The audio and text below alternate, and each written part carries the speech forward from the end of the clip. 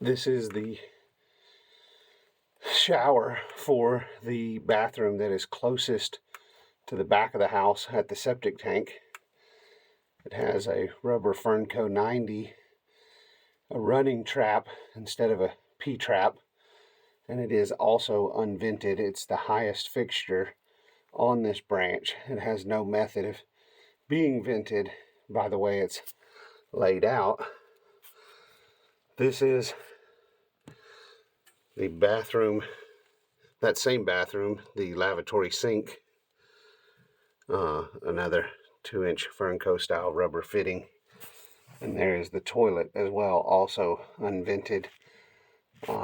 Reworking could possibly tie the 4-inch for the toilet and the 2-inch for a fixed straight drop P-trap for that shower into this vent, if that vent is correct and goes up and out the top of the house.